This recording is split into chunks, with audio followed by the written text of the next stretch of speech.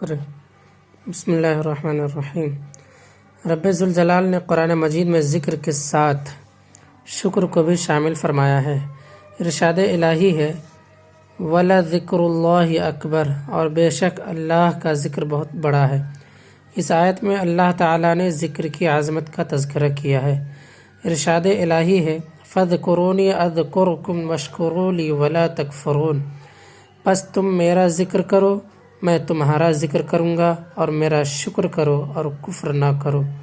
مزید فرمایا ما يفعل اللہ بعذابکم ان شکرتم وآمنتم، اگر تم ایمان لائے اور شکر گزار بن گئے تو اللہ تعالیٰ تمہیں عذاب نہیں دے گا۔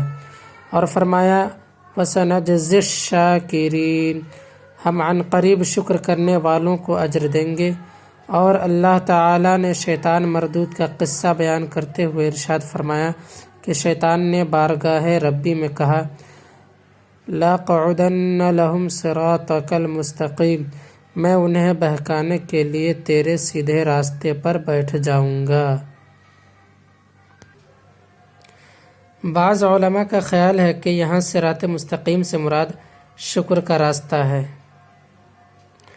شیطان نے اللہ تعالیٰ کی مخلوق پر طعن کرتے ہوئے کہا تھا وَلَا تَجِدُ أَكْثَرَهُمْ شَاكِرِينَ، تو ان میں سے اکثر کو شکر گزار نہیں پائے گا۔ اور فرمان الہی ہے وَقِيلَ مِنْ عِبَادِيَ الشُّكُورُ، میرے بندوں میں تھوڑے ہیں جو شکر ادا کرتے ہیں۔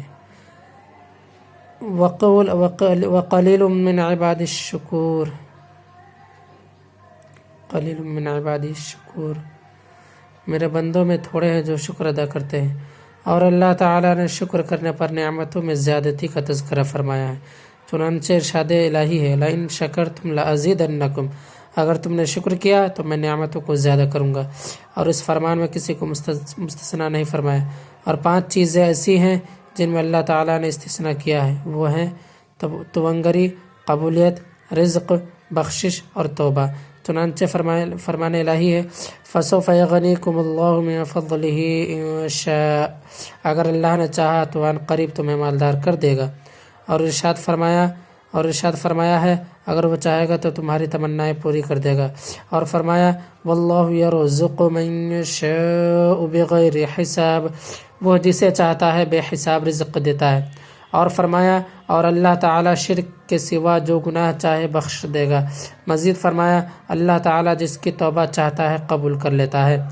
شکر اللہ تعالیٰ کی صفات میں سے ایک صفت ہے۔ چنانچہ ارشاد الہی ہے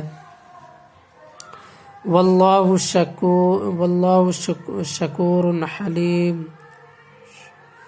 واللہ شکور حلیم، اور اللہ تعالیٰ واللہ شکور حلیم، اور اللہ تعالیٰ شکور و حلیم ہے۔ اللہ تعالیٰ نے شکر کو جنتیوں کا مبتدائے کلام قرار دیا ہے، اور فرمایا جنتی جنت میں داخل ہوتے ہی کہیں گے وقالوا الحمد للہ الذی صدقنا وعدہ، وقالوا الحمد للہ الذی صدقنا وعدہ، حمد اور شکر ہے اللہ تعالیٰ کے لیے جس نے اپنا وعدہ سچا فرمایا۔ اور فرمایا وآخر دعواہم ان الحمد للہ رب العالمین، ان کی آخری پکار یہ ہوگی حمد ہے اللہ رب العالمین کے لیے۔ شکر کی فضیلت میں بہت سی احادیث بھی وارد ہوئی ہیں۔ حدیث فرمان نبوی ہے کھا کر شکر ادا کرنے والے صابر روزہ دار کی طرح ہیں۔